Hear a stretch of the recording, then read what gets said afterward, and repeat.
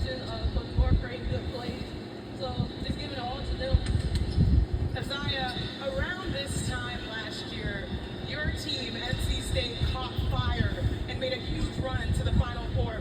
What's your team's mindset right now?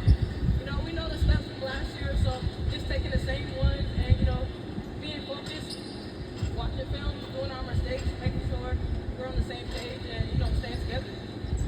Talking about staying together, that's something you have to do against this Notre Dame team. And the last 6 times you all have faced Notre Dame, it's been split.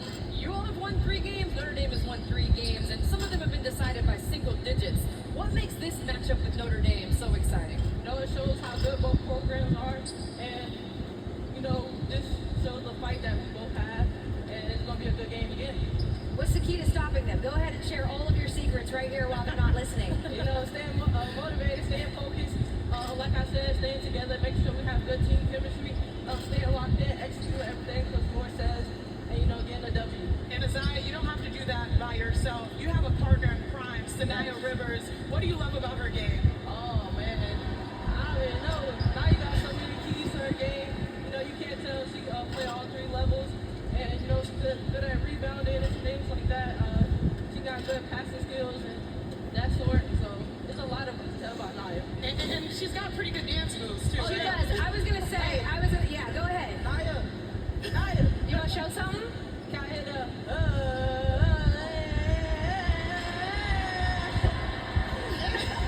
I was going to say, you know, we affectionately call ourselves the Big Three, but between you, Sanaya, and Madison, you have your own TikTok Big Three. We just showed a little clip there. You guys like to dance and get some of these dances off. Yes. And I do have to say, Chene, they forced us They did force into us. the locker room, and they forced us to dance to Juvenile this morning. We can't even show the video. Hey, that's what y'all said. I thought y'all just came there with a...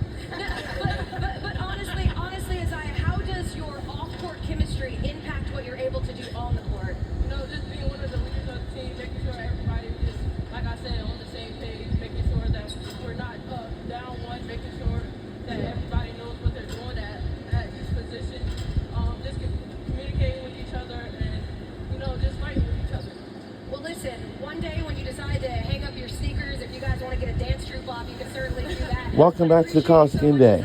Good luck today. Live from the Reynolds Coliseum in Wheeling, North Carolina. Another big game, a ranked matchup for you.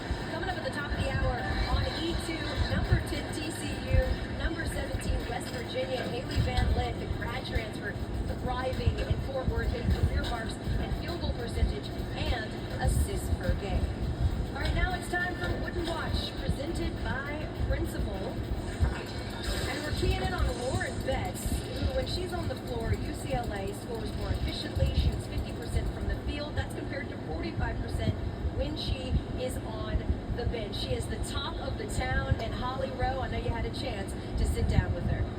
Well, it's appropriate that Wooden Watch. I was going to start with the great John Wooden quote. Today is the only day. Yesterday it is gone. UCLA was the #1 team in the country for 12 out of the last 16 weeks, but they dropped that game to USC. So Lauren Betts said, we are going to learn and we are going to move on, and they believe they have everything it takes to win it all. Absolute denial by Lauren Betts. I want it so badly this year, and I just know that we have whatever it takes to do it. The reason why UCLA is so good. If I just score 30 one game, if I just score 10, it doesn't matter because I want this team to win. You have showed you can be one of the most dominant players in the country. What are you proud of that you have added to your game this season? My leadership. I think that's something that I'm really proud of. I've had to kind of get out of my comfort zone a lot this season. You know, talk and say the hard things, just communicating and whatever I can do to help the team win. You've talked about how your confidence has improved. How do you improve confidence? I think maturity is a big thing, and also like the people I surround myself with. I have amazing coaches, I have amazing teammates. Whatever happens on the court, I'm gonna come back to a group of people who genuinely love me for me, and I just think that kind of helps me play a lot freer.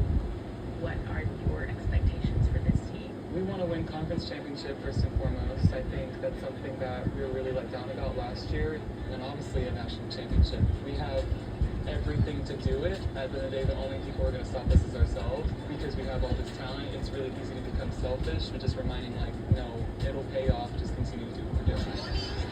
You guys had a stretch where you're the #1 team in the country for a lot of the season. What was that like? It was a huge accomplishment. I know first time in history, so it was huge. But we kind of took that as like, we're number one, that's amazing, we did it, now let's just keep working. Obviously, everyone's trying to beat us. And USC knocks off UCLA. The Bruins' first loss of the season. Do you guys look at your loss to USC Oh, for like sure. we needed a reset, or how do you process that? There were certain things that we talked about while we were winning that just like consistently kept coming up in film. And we were like, guys, you know, this is gonna bite us. Like we have to work on this now, or else it's gonna bite us. And it did. I think that was just a huge wake-up call for all of us. We needed that. It sucks right now, but I'm happy it happened now and not later. There's going to be another big matchup with USC on the 1st of March. What are you looking like? This has to be different. We will be different. For our team specifically, I think just to kind of redeem ourselves a little bit from that loss, we got punched really badly and it sucked. I think our offense will come. We have so much talent on the floor, we can score whenever we want, but I think defensively, we really got to lock in. Watching the film, it was pretty evident that we just, you know, weren't doing the things that we know how to do. So just making sure that we do that on a consistent basis and just stay as urgent as possible. Certainly, UCLA feels like they could have cleaned things up, but a statement win for USC. What did you learn about the Trojans in that game?